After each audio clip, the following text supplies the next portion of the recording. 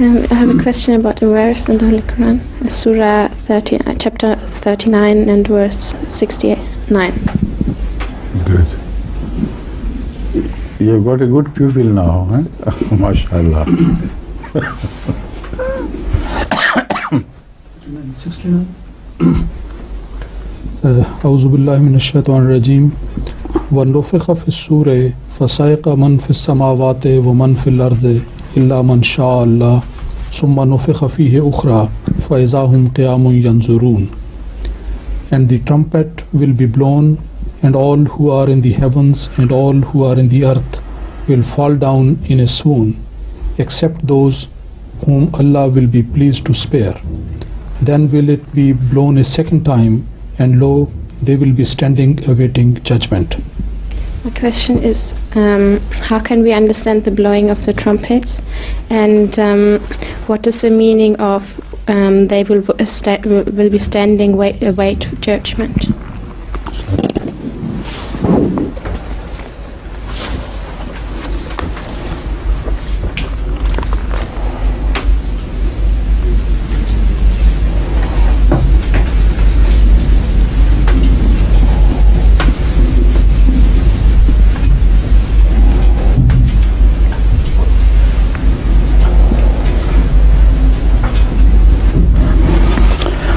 See, the concept of Al-Qiyamah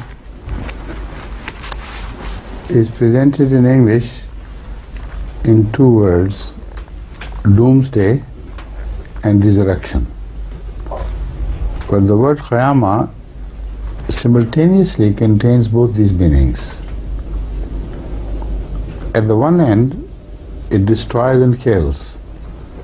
At the other, it revives and brings to life again. So this verse speaks of both these sides, both these connotations of the same word. In the first part it says, Man fis samawati wa man fil ardi wa fil ard. Fasayaqa man fis samawati wa man fil ard. It is certainly this part of the verse speaks only of the first meaning, that is doomsday, not of resurrection. Because at resurrection nobody would die, and everybody will be in the heavens. So if you can't conceive of resurrection, partly up in the heaven and partly down on the earth, so this is the meaning of that blowing of the trumpet, which refers to that final hour when the human life will be wrapped up, and man will finish as an entity here on earth. But then the trumpet will be blown again, not immediately, long after, when the resurrection is to take place.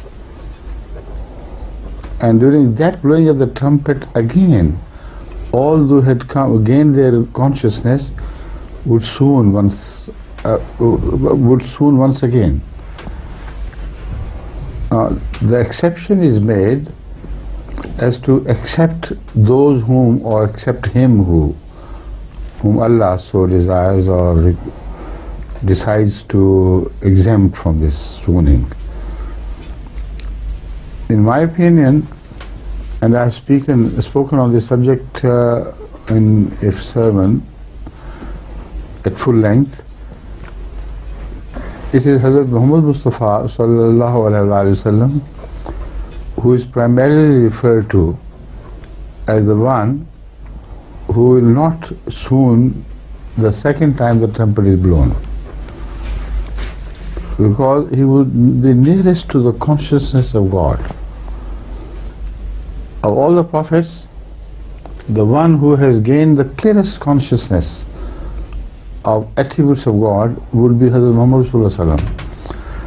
But he may have other company of some other prophets, like Moses and like so many others, whom Allah pleases to exempt from this. So this is perhaps the reference of this verse to that time when some of them will be spared, but they are not named.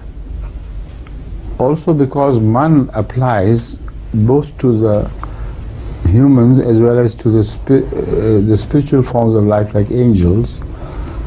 So it may refer to the angels as well.